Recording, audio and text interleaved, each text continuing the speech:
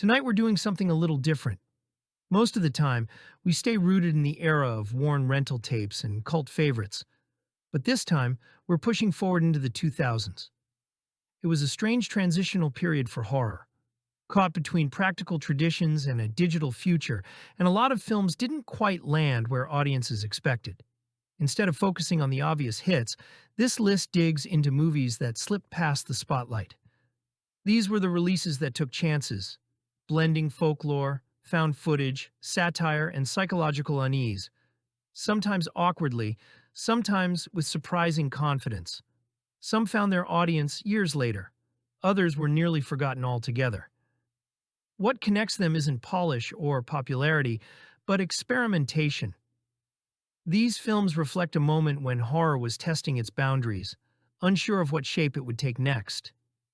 This is a look back at overlooked horror from the 2000s, the strange detours, the risks, and the movies that quietly stuck around longer than anyone expected.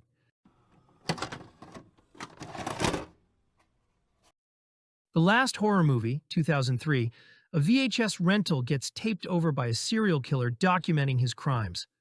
Max Perry addresses the camera directly, philosophizing about violence and media consumption while showing you his work. He wants you complicit, challenging why you keep watching as bodies accumulate.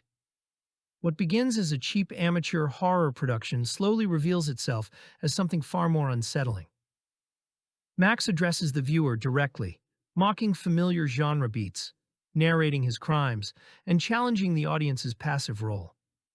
The movie becomes less about who survives and more about complicity, how easily spectators accept violence when it's packaged as entertainment. The minimal plot is deliberate, allowing the focus to stay on Max's warped philosophy and unsettling charisma. Director Julian Richards keeps the presentation raw and confrontational. The handheld camera work, unpolished sound, and abrupt edits strip away any sense of cinematic comfort. Mark Featherstone's performance is key here. Charming, smug, and deeply disturbing. He sells Max as someone who genuinely believes he's reinventing horror rather than committing crimes. The climax delivers a gut punch, forcing viewers to confront their own engagement with the material. Arriving before torture films dominated mid-2000s horror, the last horror movie offered something more cerebral and confrontational. Too cold and philosophical for some, too exploitative for others, but undeniably effective at making audiences question their relationship with screen violence. Dead End, 2003. Some horror movies trap their characters in haunted houses. This one traps them on a road that refuses to end. On Christmas Eve, a family takes an unfamiliar shortcut through a dark forest, only to find themselves driving in circles, encountering increasingly disturbing figures along the way.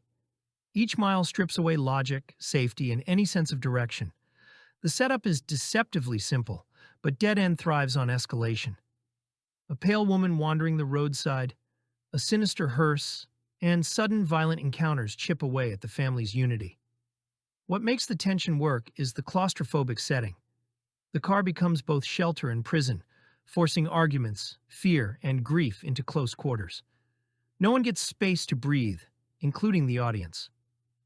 Director Jean-Baptiste Andrea and Fabrice Canepa balance dread with bleak humor. Lin Shaye delivers one of the film's standout performances, playing a sharp-tongued matriarch whose sarcasm becomes a shield against mounting terror. Ray Wise anchors the film with a grounded, desperate performance as a father who insists on staying in control even as reality collapses around him. The visuals emphasize isolation, endless trees, empty roads, and darkness pressing in from every direction.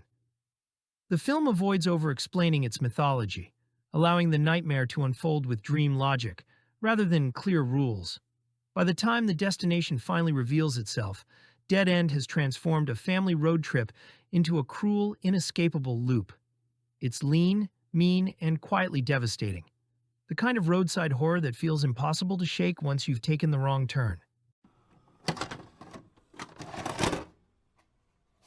Malevolence, 2003.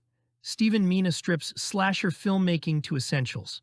A bank robbery goes wrong, forcing criminals to hide in a house adjacent to property where a kidnapped child has been raised as a killer. The film operates in near silence for extended stretches, building tension through patient observation as the two groups collide. The visual approach recalls Carpenter's Halloween deliberately: long takes, observational framing, a killer who moves with methodical purpose. Mina shoots rural setting with genuine isolation, making the abandoned slaughterhouse feel genuinely remote. Minimal dialogue forces communication through image and sound design. Brandon Johnson's adult victim of childhood abduction is an emotionless killing machine created through systematic abuse. Mina treats backstory with surprising seriousness, understanding that creating monsters requires breaking humans completely. The criminals and hostages provide variety, their own moral compromises making survival uncertain for everyone. Practical gore is brutal when violence erupts. But Mina understands tension comes from anticipation. The killer's presence builds through glimpses and growing awareness that something is watching. Designed as the middle chapter of a trilogy with Bereavement serving as prequel, Malevolence creates a slasher that respects genre conventions while building larger mythology through craft rather than gimmickry. Spiral, 2000. Some horror stories grow louder as they go. This one tightens quietly, like something coiling around the edges of the frame. Set in the foggy town of Kuruzu-cho, the film follows a series of strange events, connected by one unnerving motif: spirals appearing in shells, pottery, smoke, even the way people move. At first, it feels like an odd pattern. Then it feels like a warning. Kiri, a local high school student, begins noticing how obsession spreads through the town. Her friend Shuichi's father becomes the first to crack, losing himself to a fixation he can't explain. From there, the strange behavior multiplies. Classmates transform in ways that defy biology. Townsfolk fall into trances, drawn towards spirals like moths to a flame. The movie unfolds in eerie vignettes, each suggesting the town is slipping into a slow, surreal collapse. Director Higuchinsky leans into dreamlike visuals, unnatural movements, distorted perspectives, and scenes that feel both quiet and deeply wrong. The performances stay deliberately understated, giving the bizarre imagery room to breathe. There's no grand showdown or tidy mythology to cling to. Instead, the horror grows in the spaces between explanations, feeding on the sense that something inevitable is twisting everything out of shape. Spiral lingers not because of shock, but because of its mood, a creeping dread that maintains its grip long after the final frame tightens shut. Wendigo, 2001. Wendigo builds its tension like a cold wind, subtle at first, then sharp enough to cut. The film follows a family escaping city stress for a winter getaway upstate. Snowy woods, long empty roads, and a creeping sense of isolation set the tone before anything supernatural enters the picture. When a car accident sparks a confrontation with a local man, the mood shifts from uneasy to outright dangerous. Their young son begins hearing stories of the Wendigo, a spirit tied to hunger, cold, and ancient warnings, and the line between imagination and reality blurs. Strange sightings in the woods put the family on edge, and the film leaves you guessing whether they're dealing with something mythical or the fallout of human anger left to fester. What makes the story effective is how personal it feels. The creature isn't just a monster, it's a manifestation of fear, guilt, and the way tension can poison a family. Director Larry Fessenden blends folklore with psychological dread, using sparse effects and eerie soundscapes to build atmosphere. The snow-covered landscapes feel vast and claustrophobic at the same time, as if the environment itself is closing in. The performances are grounded, especially from the child actor, whose perspective shapes much of the film's unease. Wendigo doesn't rely on big reveals. It thrives on suggestion and mood, leaving behind a quiet chill that seeps deeper than expected. The Tripper, 2006. This one takes political satire, slasher energy, and backwoods chaos and blends them into a strange, blood-red carnival. The Tripper follows a group of festival-goers heading into the woods for a weekend of loud music, partying, and blissful irresponsibility. The fun dies quickly when a masked killer, dressed like a certain well-known political figure, stalks the grounds with an axe, and a twisted sense of nostalgia. What could have been a simple parody instead becomes a wild, sharp-edged slasher with a personality all its own. The film skewers counterculture, fanaticism, and extremism without sinking into heavy-handed commentary. Each attack is staged with grim humor, contrasting the festival's free-spirited vibe with the killer's rigid worldview. Characters who seem like throwaway stereotypes end up more interesting than expected, giving the carnage a sense of unpredictability. David Arquette directs, with a mix of grindhouse grit and chaotic energy. The forest setting feels alive, noisy, colorful, and increasingly threatening as night falls. The cast leans into the madness, offering performances that slip between comedy and genuine fear without losing rhythm. The Tripper stands out because it refuses to take itself too seriously while still delivering tension. It's messy, loud, and proudly strange, finishing with the kind of wild punch that makes it hard to forget. Home Movie, 2008. Home Movie takes the familiar format of family recordings and slowly corrodes it until the footage becomes a record of pure unease. The story begins innocently enough. A pastor, his wife, and their 2 children move into a quiet countryside home and start chronicling their new life on camera. At first, the clips feel warm, playful, almost mundane. Then the cracks begin to show. The children start behaving strangely. Too quiet, too still, too aware of the camera. Their actions escalate from unsettling pranks to calculated malice, and the parents struggle to decide whether they're witnessing emotional distress or something far darker. The found footage format becomes a cage, trapping the viewer inside the family's increasingly desperate attempts to make sense of what's happening. Director Christopher Denham uses restraint to build dread. There are no chaotic camera shakes or sudden shocks, just long, uncomfortable stretches where the stillness feels like a threat. The performances are unnervingly convincing, especially from the kids, who deliver a sense of cold calculation rare in this kind of story. Home Movie works because it understands that the scariest footage is often the footage that shouldn't exist. Moments too personal, too raw, captured because the parents can't accept how far things have gone. By the final moments, the sense of inevitability becomes overwhelming, making this one of the more quietly devastating films in the subgenre. Mum and Dad, 2008. Mum and Dad grips you from its opening minutes with a sense of ordinary life turned violently upside down. The story follows Lena, an airport cleaner who befriends 2 co-workers, only to be lured into the home of their parents. The unsettling couple who rule their household with strict routines, cheerful cruelty, and a warped sense of family values.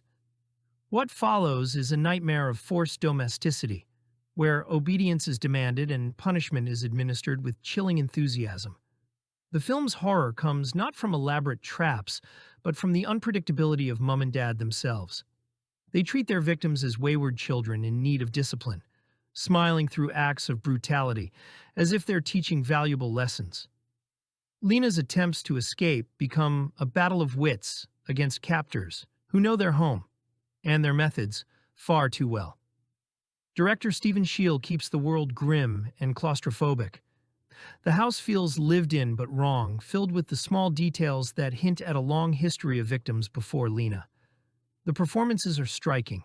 Perry Benson and Dido Miles deliver a blend of cheerful politeness and sudden violence that keeps the tone constantly off balance. Mum and Dad is gritty, unsettling, and uncomfortably intimate, a portrait of a family built on fear, holding its victims close and refusing to ever let go. Offspring, 2009. Andrew Van den Houten adapts Jack Ketchum's novel about a feral cannibal clan living in Maine woods who raid coastal communities for food and captives.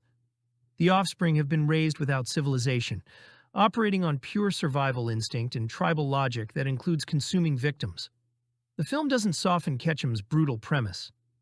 Pollyanna McIntosh leads the feral family with animalistic intensity, communicating through growls and primitive language while displaying cunning intelligence.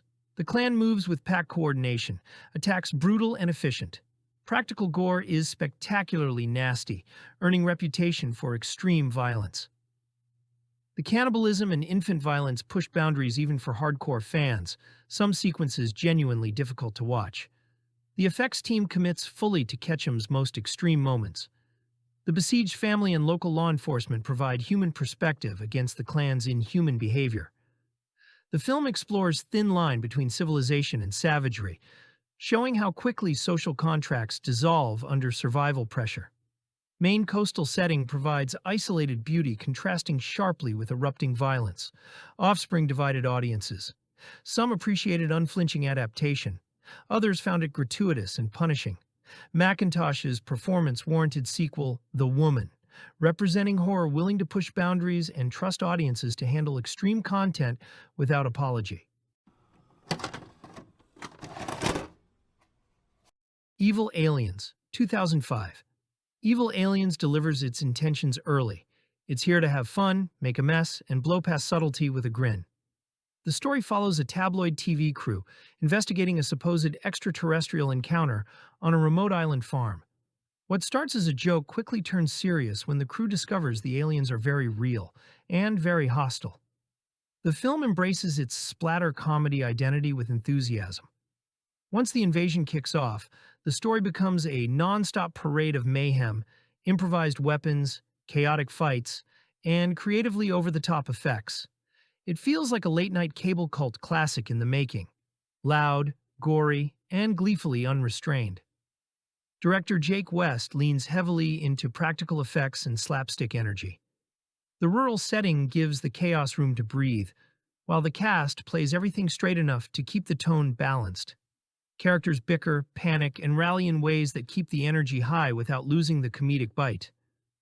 The camera never shies away from the absurdity, turning every encounter into a set piece designed to top the last.